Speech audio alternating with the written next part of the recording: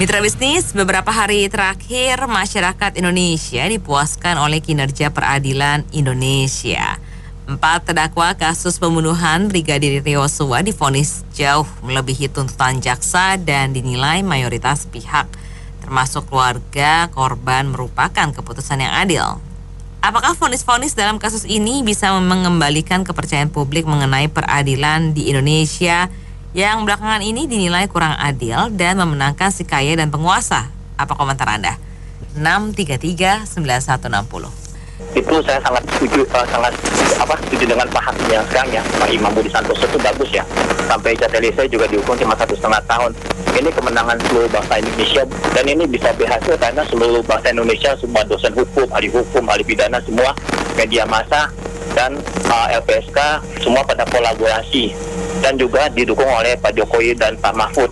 Jadi pengadilan di Indonesia itu hanya bisa adil kalau seluruh rakyat se-Indonesia tuh ikut nonton pengadilannya, live event ya. Kalau bisa sih bukan hanya masalah Sambo ini aja ya, kasus Sambo Joshua, tapi semua kasus-kasus besar lainnya dibikin seperti ini baru bisa adil. Kasihan yang kecil kayak kasus penipuan Jiwasraya sama Wana Life dan lain juga mereka itu Bu. Kalau nggak diamein, nggak ada yang kontrol tuh media massa atau apa, saya rasa susah ya diwujud keadilan di Indonesia seperti kasus ini. Ya, kita hanya berharap pada hakim kita ini untuk ke depan ini penegakan hukum kita mengandalkan jaksa lagi udah tidak bisa lagi. Ya, untung ada Bapak Hakim kita ini yang kita jadi wakilnya Tuhan. Jadi para penguasa, para pejabat jangan bermain-main lagi dengan kekuasaannya yang tidak baik dan akan menjerumuskan anak buahnya. Ini awal puncak para pejabat-pejabat yang bermain tidak baik harus disidangkan juga. Itu saja, terima kasih. Assalamualaikum. Oke, ya memang kayak gitu ya. Kalau ada tekanan publik baru keadilan tuh muncul. Kalau nggak ada ya gitu, tumpul ke atas, tajam ke bawah. Entahlah, mudah-mudahan sih tetap ada keadilan di negara kita. Kalau kata siapa tuh ya, mencari keadilan itu sangat sulit. Oh, katanya Om Buk, begitu. Ini pelajaran yang berharga buat kita semuanya. Keputusan, saya baru mengalami putusan jauh di atas tuntutan jaksa. Ini luar biasa. Ini benar-benar pengadilan yang bisa ditonton dengan sehat. Dan ini pelajaran buat kita semua. Sebagai rakyat tidak usah takut kalau menuntut secara hukum. Sebagai penguasa, sebagai orang kaya, sebagai orang gedean, itu harus hati-hati kalau mempermainkan hukum.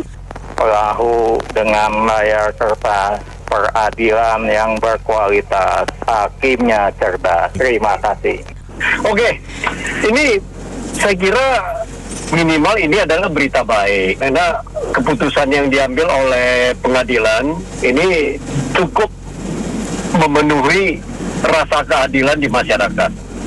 Tetapi persoalannya, jangan sampai pengadilan ini memutuskan sesuatu yang tanda kutip dianggap adil oleh mayoritas masyarakat punya suara. Sebab kadang-kadang mayoritas suara masyarakat dipergunakan untuk hal-hal yang tidak baik juga. Jadi pengadilan ini menurut saya haruslah benar-benar suara Tuhan. Yang adil, ya putuskanlah yang adil. Termasuk banyak kasus lainnya seperti korupsi, kemudian juga kasus Pilkada DKI tahun 2017.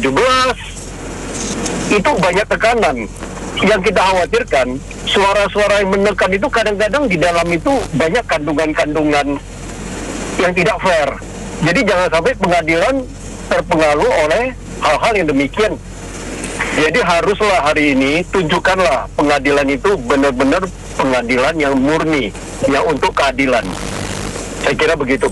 Ini baru bagus nih, keren nih. Tapi mudah-mudahan yang lain juga gitu. Jadi jangan hanya di ospos gitu. Jadi begini, semuanya harus adil seperti ini nih. Ya tapi juga itu hati-hati itu buat Eliezer, maksudnya benar-benar dilindungi karena kan bagaimanapun dia pasti lagi diincar. Ini saya bukan orang hukum, saya kurang mengerti masalah hukum. Tapi ini suatu pelajaran yang sangat luar biasa buat saya pribadi maupun mungkin buat masyarakat yang kurang mengetahui masalah hukum. Saya baru dengar sekarang ini tuntutan putusan hakim jauh di atas tuntutan jaksa. Entah apa yang terjadi. Kalau masalah adil atau tidak itu tergantung dari penilaian masing-masing. Mungkin adil menurut korban atau tidak adil menurut itu pelaku kejahatan.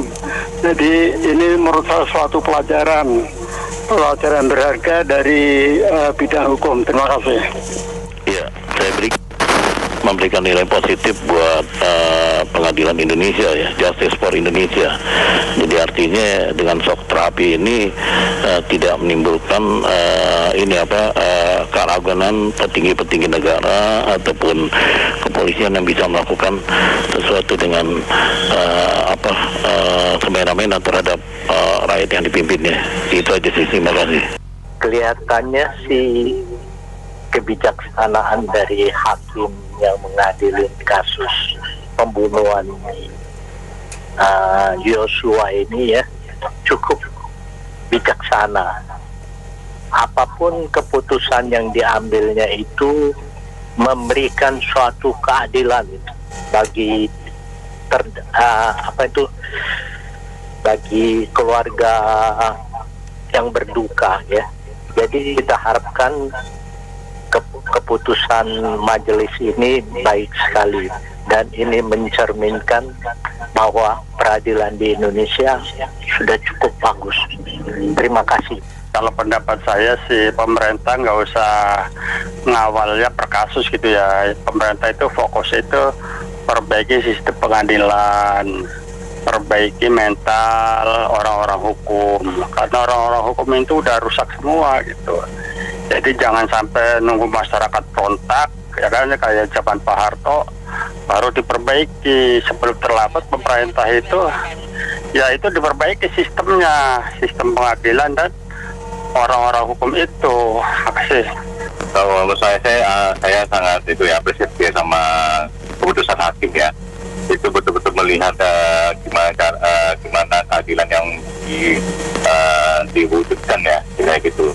Dan untuk pelaksanaannya saya berharap juga sih misalnya betul-betul dijalankan itu loh. Jadi betul-betul kalau memang kondisi segini dulu dan betul-betul dilaksanakan itu loh. Jadi jangan istilahnya nanti dapat gerasi atau apa gitu loh, nanti dapat keringanan lagi gitu loh. Jadi supaya betul-betul menjadi efek jerah untuk yang akan melakukan lagi. Itu aja, makasih. Sebenarnya ya majelis hakim udah pas memvonis Ferdy Sambo hukuman mati dan Putri Chandrawati ya 20 tahun penjara. Tapi masih ajukan banding juga ya mereka juga. Wah, benar hukum Indonesia sih ya perlahan-lahan mulai bangkit ya. Pokoknya ya top deh. Udah gitu aja sih. Bagus lah, ini coba diterapin yang ke kasus-kasus korupsi gitu. Jadi tuntutannya sampai yang mati atau seumur hidup lah, atau biar lebih efek jerahnya percaya gitu kan. Jadi ini kan penegak hukum juga kan, apalagi yang korupsi anggota misalnya ada yang anggota DPR atau menteri, nah itu dia. Jadi efek jerahnya ada. Terima kasih. Kalau saya sih keadilannya subjektif ya. Biasanya sih harus di blow up di media sosial gitu loh, baru diladenin gitu loh. Karena ini kan udah dilihat sama banyak orang masyarakat. Jadi ini baru divonis dan itu tergantung hakimnya, belum tentu ini final loh. Ntar masih bisa banding lagi gitu loh. Jadi menurut saya sih kalau subjektif berdasarkan hakim itu ya, kalau hakimnya benar ya benar, kalau hakimnya nggak benar ya keputusannya beda lagi gitu. Oke, makasih. Ya, itu saya justru malah beranggapan janggal ya, aneh bin ajaib, yang entah ada skenario apa di balik itu semuanya, tiba-tiba memang sudah diatur gitu kayak. Jadi itu hal yang udah biasa ya untuk saya pribadi di Indonesia. Terlepas itu benar atau tidaknya, bahkan saya dengar itu hukuman matinya nggak langsung dieksekusi, tunggu dalam waktu 10 tahun atau berapa tahun. Itu hal yang aneh sih menurut saya pribadi. Ya kalaupun misalnya benar dihukum mati, ya itu harus benar dikawal. Saya aja itu tukar kepala ya. Pada saat eksekusi, ya mungkin pada saat pengecekannya orang yang tersangka tersebut, namun pada saat lepaskan hukuman mati, ya itu udah kan beliau. Ya apa sih di Indonesia seperti di film-film di Amerika saja ya sudah ada pengganti seperti itu. Terima kasih. Ya ini secerca harapan terhadap hukum di Indonesia. Namun untuk yang kasus terakhir ini yang kemarin ini, ya jadi kalau dengan sengaja ya dan berencana menghabiskan nyawa warga negara Indonesia, warga orang manusia, ya memang harus dibayar setimpal begitu. Kita masih berharap bahwa yang hutang uang, yang larikan uang juga yang setimpal. Itu saja. Kalau dua itu bisa maka di pemerintahan Pak Jokowi dan juga Menko Polhukam Pak Mahfud MD ini masih harus dibuktikan lagi. Menurut saya memang keputusannya cukup baik. Itu tadi pertanyaannya apakah bisa mengembalikan kepercayaan publik terhadap hukum di Indonesia. Nah, kalau menurut saya sih belum tentu.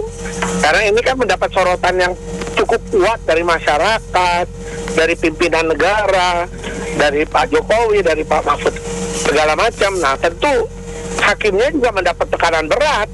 Ya, akan berbuat sebaik mungkin. Tapi kalau misalnya itu terkena kepada orang biasa, apakah bisa berlaku seperti itu? Belum tentu. Itu masalahnya. Kalau masalah pertanyaannya apakah bisa mengembalikan kepercayaan publik terhadap hukum di Indonesia, itu kan harusnya adil terhadap semua orang. Bukan karena ada perhatian dari pimpinan negara saja. Itu yang jadi masalahnya. Demikian, makasih. Baik, terima kasih dan semua mitra bisnis yang sudah berpartisipasi. Saya Anita Wijaya.